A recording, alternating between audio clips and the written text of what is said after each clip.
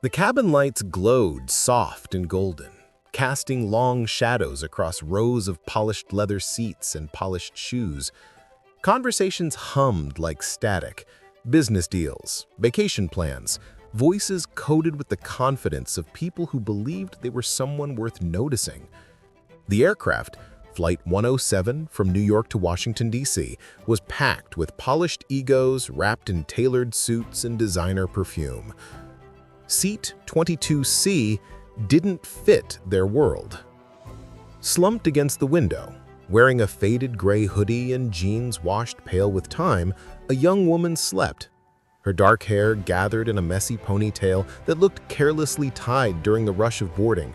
Her sneakers were scuffed, frayed laces curling like weary sighs. She held a small fabric tote pressed close to her chest, like the only anchor she still trusted. To the cabin, she was an eyesore, a stain on their first-class standards. A businessman 3 rows up with silver cufflinks and a watch he made sure everyone could see, leaned back and sneered loudly enough for half the plane to hear. "This airline really lowered its standards. Anyone can get on now." Laughter rippled, sharp and eager. People looked at her the way people look at trash left in a spotless room. She didn't move, not a twitch, but her fingers tightened around the edge of her tote. A young influencer named Kay, glossy hair and glossy life, turned her phone toward the sleeping woman, live streaming to thousands. "Guys, look at seat 22C. Does she even know where she is? Total bargain bin energy." Laughs exploded across her screen and echoed in the cabin. A corporate consultant named Claire, sitting nearby in a pristine navy dress, flipped her perfectly curled hair and scoffed loudly. Probably some charity case the airline dragged in for PR. Honestly insulting. Passengers nodded. Some smirked. A flight attendant named Mark slammed a cup of water onto 22C's tray table, his glare openly disgusted. She didn't open her eyes. The plane droned on at 35,000 feet, peaceful sky stretching endlessly beyond the windows, until the cabin shook with the sharp crackle of the intercom. "Ladies and gentlemen, this is the captain speaking. We've received an unidentified warning signal. Please remain calm." The aircraft froze into silence, then snapped into chaos. People surged toward windows, gasping and shouting. Phones whipped out filming clouds as if answers could be dragged from the sky. A man screamed, "Is it terrorists?" Another cursed about suing the airline. Hearts pounded like the engines.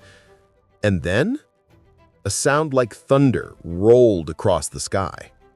2 F-22 Raptors streaked past the plane, so close their wings glinted silver in the sun.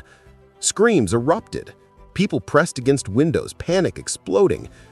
Olivia opened her eyes. Slowly, calmly, with the quiet certainty of someone who had already survived the worst. She exhaled softly, voice barely above a whisper. "They're not terrorists." She looked straight ahead, eyes steady as stone. "They're here for me." Greg, the businessman, snapped toward her, face red with outrage and fear. "Who do you think you are?" Laughter poured through the cabin again, desperate and cruel. Phones pointed at her like weapons. The flight attendant hissed, "Ma'am, sit down and stay silent or we'll have security waiting when we land." She finally looked up.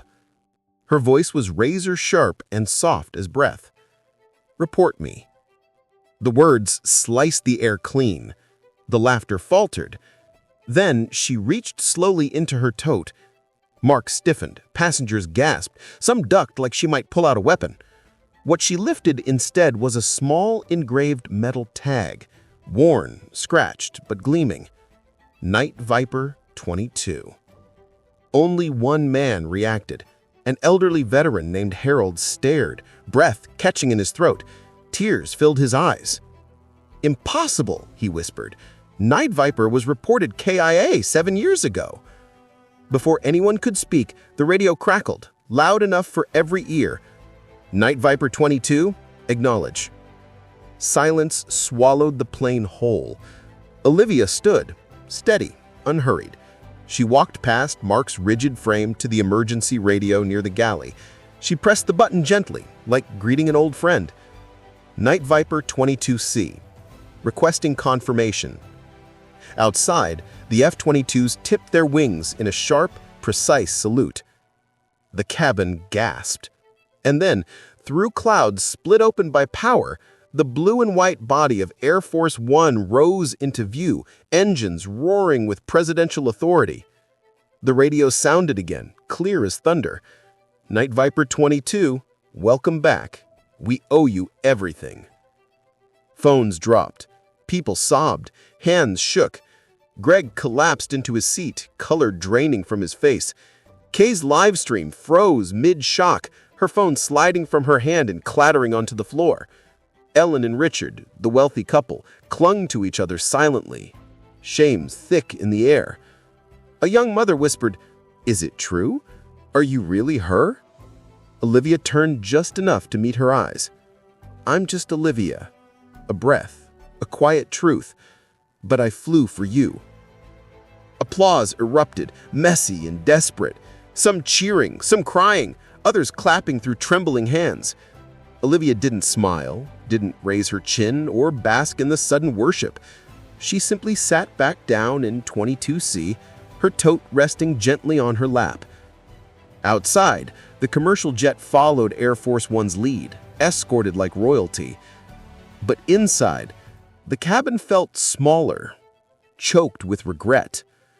Greg stared at his hands, shaking.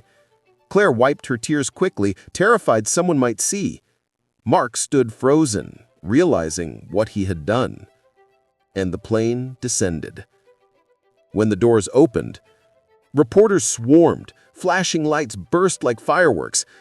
But Olivia walked through them like a ghost, unbothered, untouchable, unseen, and yet finally seen. Confrontations erupted around her. Sponsorship deals vanished. Corporate contracts were terminated. Apologies flew too late. Careers buckled under the weight of humiliation. She didn't look back. As she stepped outside, a man in a plain jacket approached quietly. No uniform, no medals, no entourage. Her husband. Their hands brushed, no dramatic embrace, no spectacle. Just two warriors who had survived the battlefield of silence. A black SUV waited. Doors open.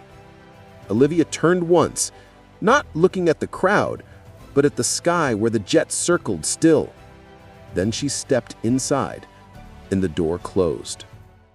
The world would scream her story by morning, but she was already gone. For every person ever judged for their clothes, their seat, or their silence, you are more than they see. Walk your path quietly. Your truth is louder than their laughter. Where are you watching from?